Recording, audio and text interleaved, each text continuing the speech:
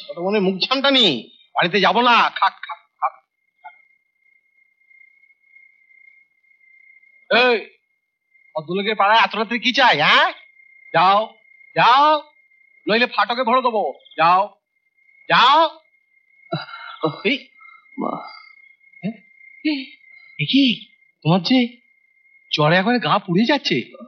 হ্যাঁ, যেতে পারবে? পারবো। হ্যাঁ, যা। ওই দেখো কোথায় থাকা হয়, পৌঁছে দিয়ে আসি। বলো কোথায় থাকা হয়? হ্যাঁ, ঠিকানা আমার কোনো ঠিকানা নেই। এই দেখ, তাহলে এত রাত্রে তোমাকে তো এই অবস্থায় ছাড়াও যায় না। কাল শোনো, এক কাজ করো, আজকে রাত্রিটা তুমি আমার বাড়িতে থেকে যাও, কাল কিন্তু সকালবেলা চলে যাবে, কেমন? হ্যাঁ চল। হ্যাঁ হ্যাঁ, শোন, সাবধান, খুব সাবধান। আমার ছোট বোন রাধা খুব রাগী, আমি বড় কর্তার আদ্দালি, আমি ভয়ে কাঁপি। হ্যাঁ, খুব সাবধান।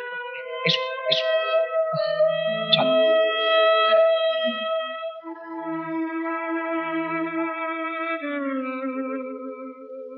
কাল বৈশাখী ঝড় উঠবে, মানে এই ঝড়ে আমি কোনো রকম টেকে গেলেও তুমি কিন্তু উড়ে যাবে।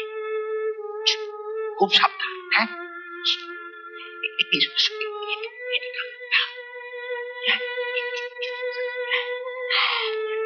জয় মা।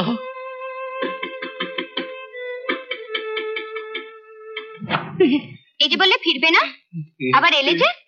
তুমি কি ভেবেছো আমি একলা থাকতে ভয় পাই? আর তুমি না খেয়ে গেলে কি আমি সারাদিন উপোস করে থাকবো? তেমন মেয়ে রাধা নয়, বুঝেছ? এবার বলো কি চাই? মানে খিদে খুব পেয়েছে। পাবেই তো, সেই সকালে দুমুঠো দুটো ভাত খেয়ে গেছো, এখন খিদে পাবে না? এত করে বললাম আসবার সময় দুটো কাঁচা লঙ্কা এনো, খিদে পায়। আর কাঁচা লঙ্কা আনার কথা মনে থাকে না? এ কি, এ আবার কে? এ মা, গাল ভর্তি দাড়ি, ঠিক চোরের মতন দেখতে। আজই ছাড়া পেল নাকি? কি বলছিস কি? আমার বন্ধু, গায়ে খুব জ্বর। যাচ্ছ কোথায়? দাঁড়াও। চোর বলা হয়েছে বলে আবার রাগ হয়েছে?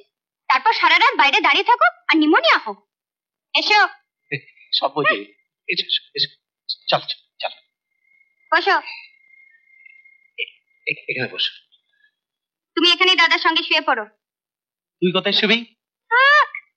রাস্তা থেকে উটকো একটা লোককে ধরে আনবার সময় মনে ছিল না আমি রান্নাঘরেই শোবো? তুমি বা এত রাতে রাস্তা রাস্তা কি করছিলে? মাকে খুঁজছিলাম।